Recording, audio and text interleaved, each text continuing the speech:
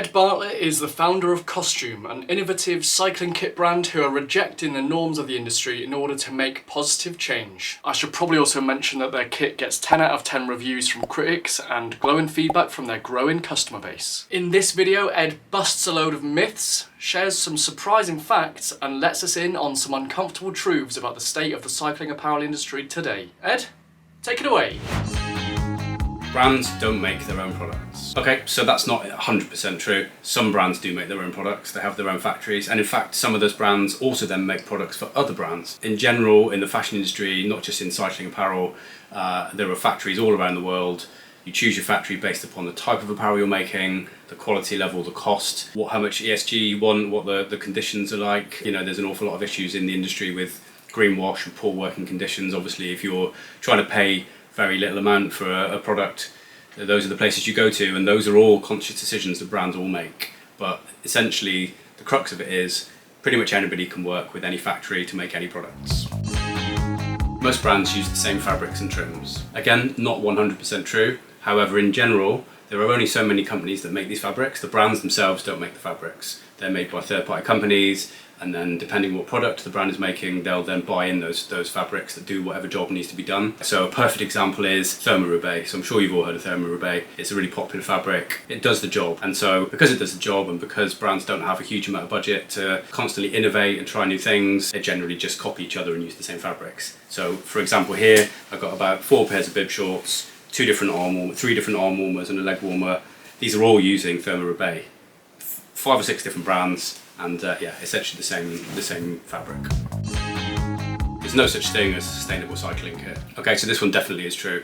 It doesn't matter what you're told, whether it has whatever accreditation, whether they're planting trees, the fact that it's 100% recycled, whatever brands are telling you, they are not even close to sustainable. Kostüme, my brand, probably is one of the most sustainable because of our pre-order model, no waste and so on. We are still a million miles away from sustainability. The reality is these brands all produce way more than they can sell. It leads into huge amounts of waste in the production, in shipping, in landfill. The waste is huge. The fabrics that everyone's using is basically plastic. We're orders of magnitude away from being sustainable, so yeah, don't believe the hype.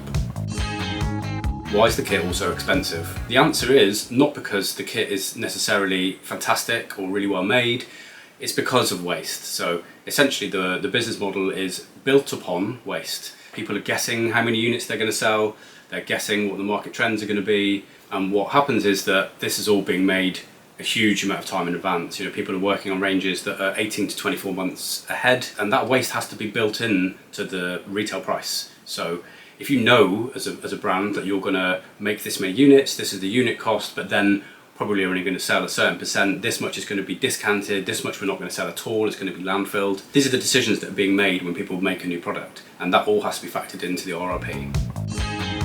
Which then leads us on to, why is everything always on sale? Because it's baked into the model. Brands are basically guessing how many products they're going to sell. They're always going to make more than they need to sell because nobody wants to be sold out when there's a potential customer waiting to buy something. Also then when you look at different sizes, these brands will often have minimum quantities they have to make, even within the sizes. So you're essentially having to make the same in a triple XL as you are in a medium, knowing full well that you're not going to sell anywhere near as many triple XL or triple XS or whatever it is, the kind of extremes of the size breaks. That's the model, that's the whole fashion industry model, and that's why it's the second biggest polluter in the world. That's why there's a crisis in the apparel world, and that's why we're trying to change things with our pre-order model to stop that waste. Of course, the alternative of not putting on sale is that stuff just doesn't sell. Customers have become so accustomed to things being on sale, they'll wait for something. Not going to name names, but if you have certain brands where you know there's going to be an early season sale, a mid-season sale, an end of season sale, an end of season sale, ultimate discount clearance sale, you're never going to buy anything full price. And that's the vicious cycle that we're in, and it has to change. And it's not only something that has to change for cycling apparel, it's something that has to change in the fashion industry in general.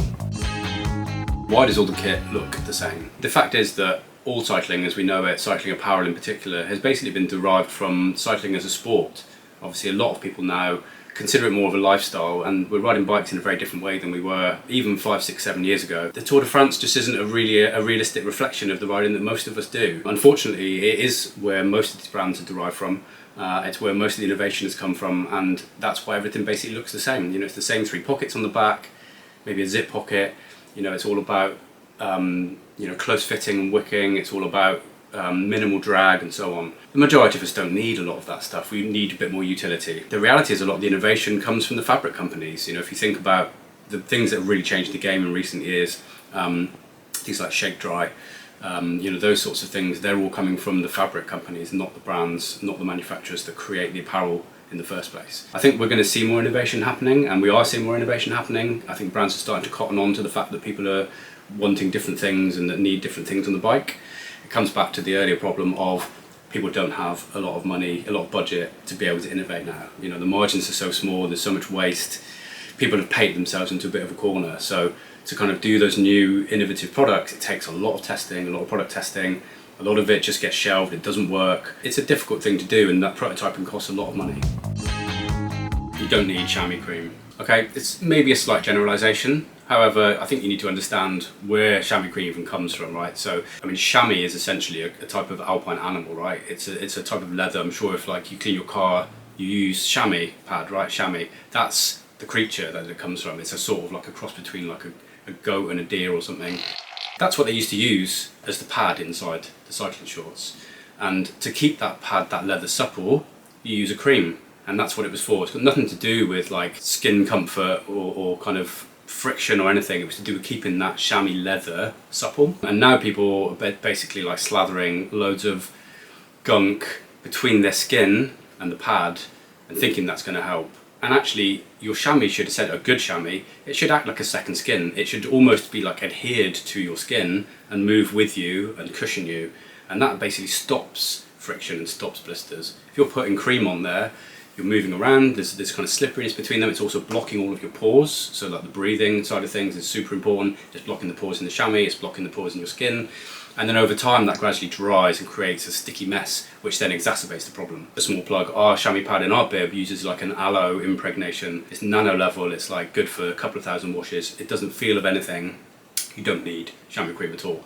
And that's the point. With good chamois design, you shouldn't need cream. Of course, that brings us on to what makes a good chamois. This is our chamois. It looks very flat, it's very basic. It works really well for that reason. Here you can see one of the leading chamois from another manufacturer who just make chamois pads, that's all they do. You can see all of these ridges, it's like extremely visually aggressive. It's the worst thing you want. A lot of the time those ridges actually create friction, they create pinch points. You can also see situations like this where you've got different areas that are stitched in, that kind of additional stitching is an absolute no-no, just creates hard ridges. You really just want like the most basic single surface with a multi-layer foam in different densities. And no chamois cream. Why does all kit have big annoying labels in them? Well, as you probably might have guessed, it's a legal requirement. So it depends a little bit where you're based, where you're selling your kit. But essentially, especially in the EU, you have to have a label that's sewn in, essentially just showing the fabric composition. A large part of that reason is to do with like movement of goods, it's to do with tracking and tracing. It's just really important to be able to be completely transparent with the consumer about what's in your product, essentially. What we're going to, I know what we're going to see happen in the future is that these things are going to end up being a little bit more subtle and a bit more embedded in the product. So we'll start seeing things like barcodes coming through. What we are going to see more of happening, and actually something that we're working on already, is essentially end-to-end traceability. So you will essentially be able to see where your fabric came from, right back to the kind of construction of the fabric itself, and then right through to end of life as a consumer, you'll be able to trace it right through, so we can then see how did that product end up. In an ideal world, we're going to end up taking that kit apart and then upcycling it, recycling it, and then putting it back into new products. That's the kind of circular approach, and that's what we're working towards. So those labels, they do play a reasonably important role, but I think in the future it's going to be much more granular and it's going to really help the industry. You should wear a base layer even in hot weather. Contentious. If you're a regular Tour de France watcher, or Giro d'Italia or any of the big tours, any racing in general, in hot climes, you will see a lot of the time that the pros are wearing a base layer. And there's a good scientific reason for that. Essentially, your outer layer should be what transpires the sweat to the atmosphere. So you're kind of taking that sweat and then evaporating it. That needs two layers. So you need a layer that it basically removes the sweat and the moisture from your skin, and then the outside layer then evaporates it. If you've just got a single layer, it's unable to do that. It gets waterlogged, and it's just not as effective or efficient, and that's what really helps to keep you cool. What you'll see with most good base layers is that they'll have kind of a waffle effect. So essentially what you're doing there is creating tiny little gaps gaps between the base layer and your outer jersey. In the winter, that helps to trap air bubbles, which then obviously helps with warmth. But then when you're kind of wet and sweaty, it keeps that outer layer away, which again then helps it to then evaporate into the air. So for a base layer to work especially effectively in hot weather, you want it to be skin tight. It should essentially be like a second skin. Good brands, you know, they'll have already taken that into consideration, and you just buy the same size as your jersey.